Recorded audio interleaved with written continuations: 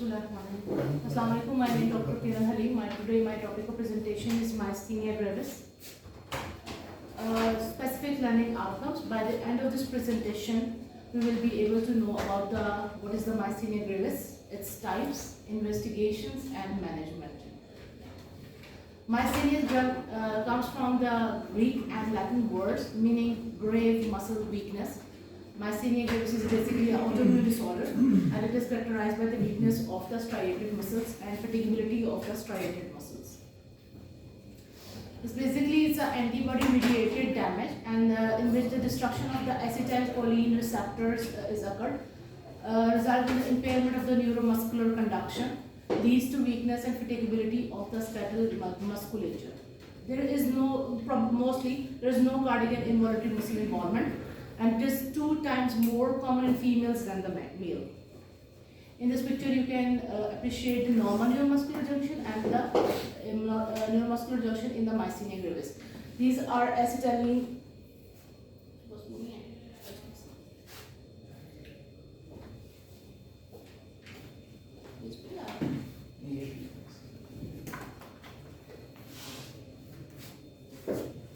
You can appreciate these are acetylcholine receptors, and these are blocked by the antibodies here. That's why जो acetylcholine है वो फिर muscles तक नहीं जाती और nerve conduction जो है वो properly नहीं हो पाती, and this causes the weakness or fatigability of the muscles. There are different types of Myasthenia gravis. Ocular, as the name says, involves the eye. The verbal, which is infecting the cranial nerves arising from the lower brain stem, which cause the dysphagia or dysarthria. And there is a generalized Myasthenia gravis. Congenital and juvenile forms are very rare.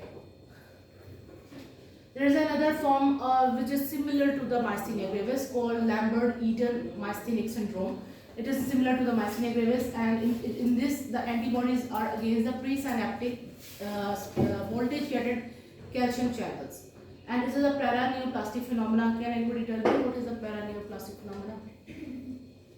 In this case, yes, the cancer cells जो है वो normal cells को affect करते हैं और उनका normal function जो है वो hard कर देते हैं. इसलिए ये जो Lambert-Eaton myasthenic syndrome है, normally 60% is associated with the lung tumors. Some patient present with anti-MuSK muscle-specific kinase antibody may also is having a distinct form of Myasthenia gravis.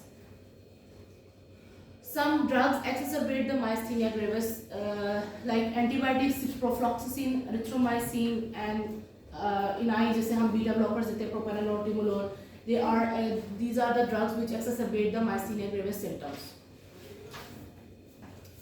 Systemic Myasthenia gravis में this is normally इसका onset third decade of the life में होता है, and the painless fatigue often by the exercise.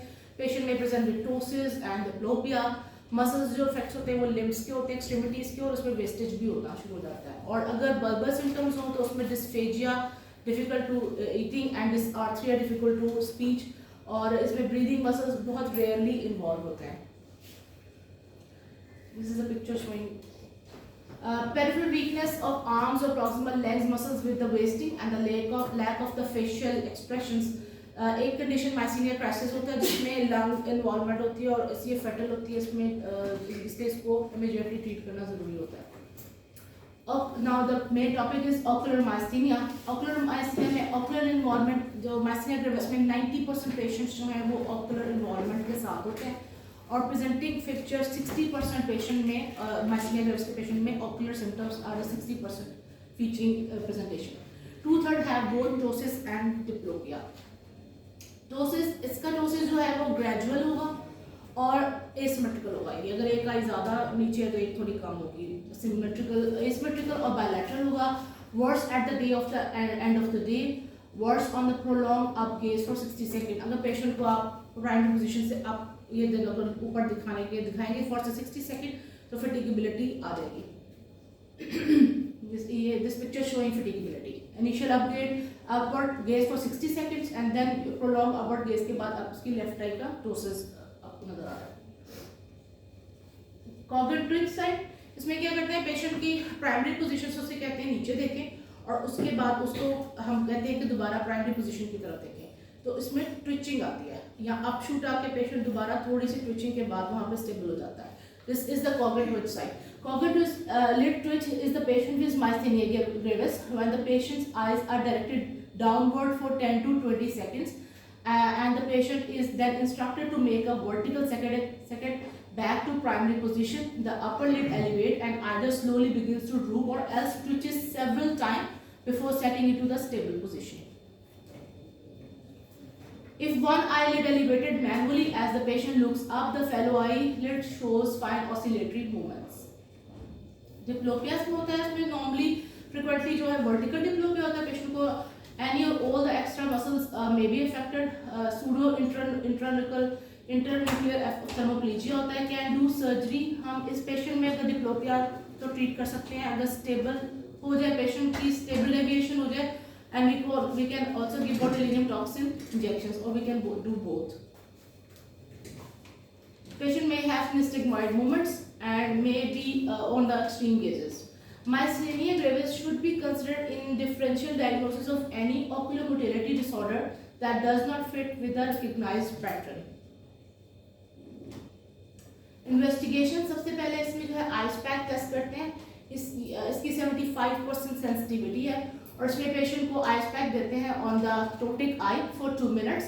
The cold inhibits the breakdown of acetylcholine by acetylcholine esterase, और ये test is highly specific. In this picture you can appreciate the ice pack test.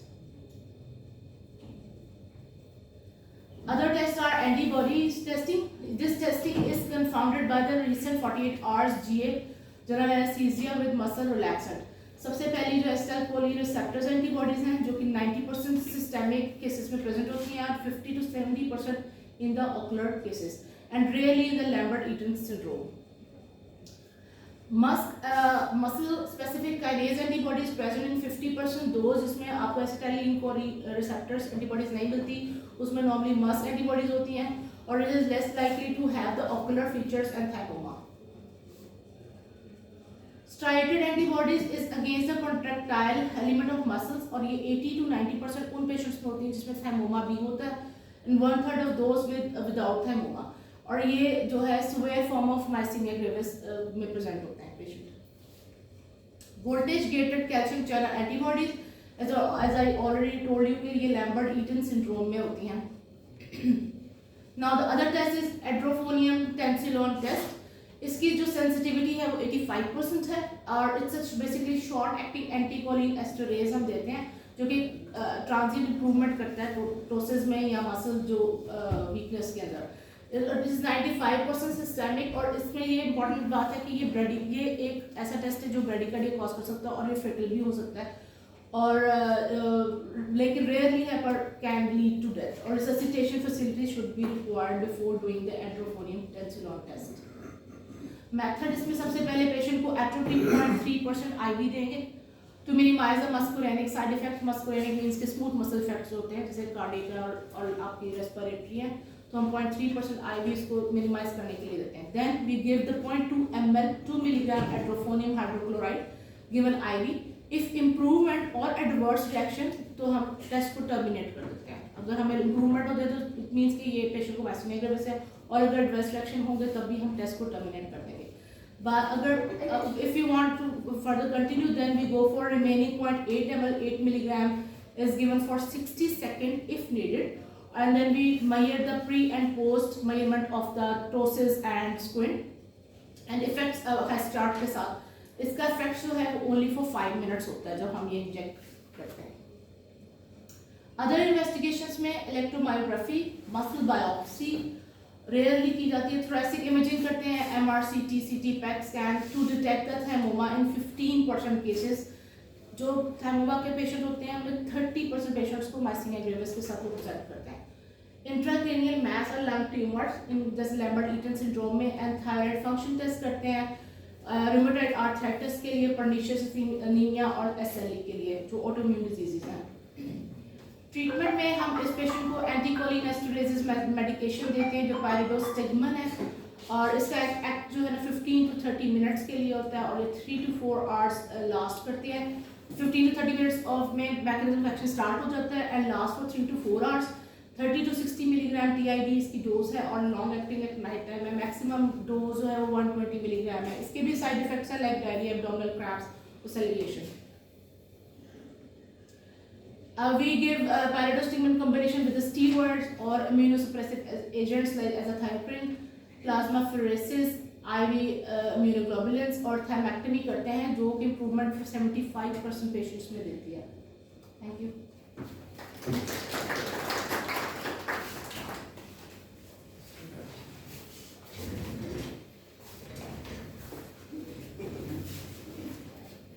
कब से है?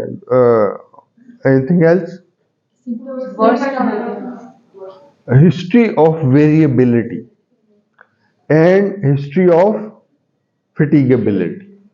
So ये बड़ा specific question करना पड़ता है पेशेंट से कि क्या ये प्रॉब्लम जो है वो सुबह और शाम में फर्क पड़ता है इसमें। अगर तो पेशेंट कहता है कि जी सुबह भी वैसे ही होता है, शाम को भी वैसे, कोई चेंज नहीं आती, तो माइस्थीनिया आउट है।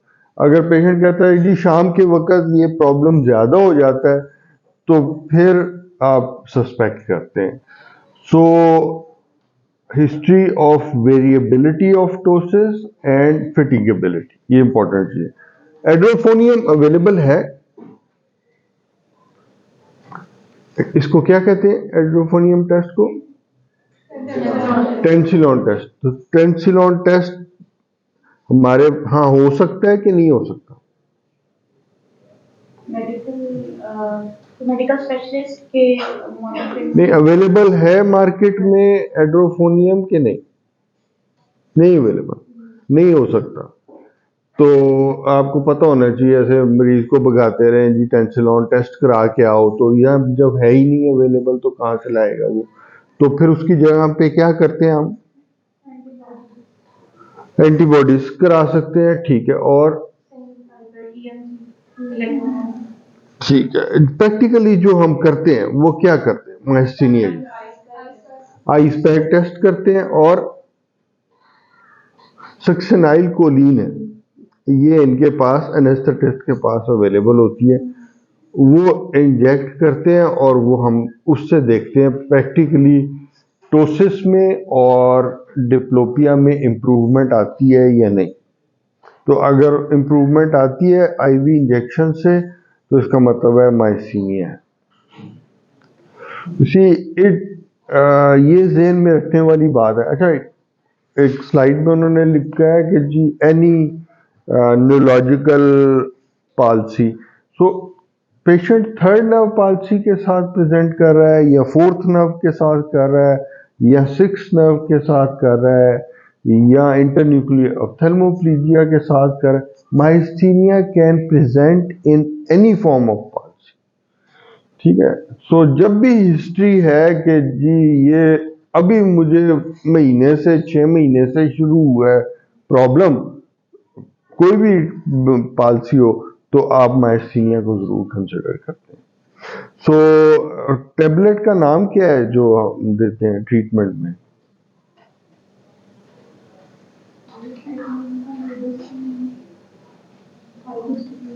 हाँ, उसका नाम क्या है पायरिडोस्टिगमीन का?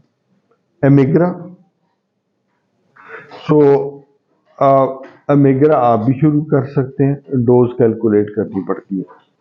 और myasthenia you can suspect even in young patients, जो टीन्स में भी माइस्थीनिया के साथ प्रेजेंट कर सकते हैं। इसलिए ज़रूरी नहीं कि ओल्ड एज का पेशेंट हो तो फिर ही आप सस्पेक्ट करें। यंग पेशेंट में मैंने एक दो पेशेंट देखे हैं, हार्डली 16-17 ईयर ओल्ड, तो वो पीडियाट्रिक ग्रुप में आते हैं, but it can present in younger age group also. So और सर्जरी क्या कर सकते हैं इसमें? Okay, so CT scan of thorax कराते हैं, देखते हैं अगर थाइमोमा हो तो वो थाइमेक्टोमी कर सकते हैं।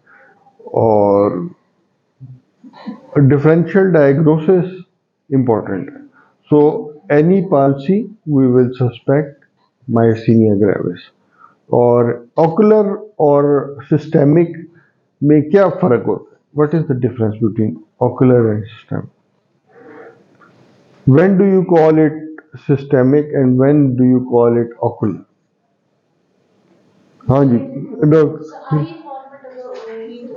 अगर ओनली आई इन्वॉल्वमेंट हो तो ऑकुलर है, अगर सिस्टेमिक फीचर्स भी हैं तो फिर सिस्टेमिक हो जाता है। इन दोनों में फ़र्क क्या होता है कि सिस्टेमिक में आमतौर पे जो एंटीबॉडी लेवल्स हैं वो बहुत ज़्यादा होते हैं, ऑकुलर में लेवल्स कम होते हैं।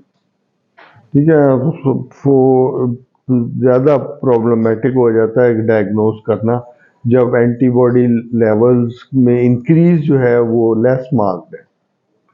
लेकिन 3-4 पेशेंट ऐसे हैं जिनको मैंने मेडिकल स्पेशलिस्ट को भेजा, मैंने कहा जी इनको अमेग्रा शुरू कराएं और उससे इम्प्रूवमेंट हो गई। So you don't require surgery in myasthenia patient. जब आपका टोसिस जो है वो मेडिकल ट्रीटमेंट से ठीक हो जाए तो फिर सर्जरी की जरूरत नहीं रहती। ठीक है, इसलिए ये रूल आउट करना टोसिस के पेशेंट में बहुत जरूरी। हमारे पास टोसिस का पेशेंट, पहला क्वेश्चन यही करता हूँ कि इज इट कंजेनिटल और एक्वायर्ड। अगर पेशेंट कहता है जी बचपन से है ऐसे ही है, फिर हम सर्जिकल ट्रीटमेंट करते हैं। अगर पेशेंट कहता है जी ये तो 5-6 साल से है, 5-6 महीने से है, तो फिर मैं उसको एंटीबॉडीज लिख के पहले रूल आउट कराऊँ माइस्थीनिया। ठीक है, तो अगर आप माइस्थीनिया के पेशेंट में सर्जरी करेंगे तो फायदा कोई नहीं, दोबारा हो जाएगा। So definite treatment is required. Myasthenia gravis पे कोई कमेंट आप देना चाहें? Any question or comment?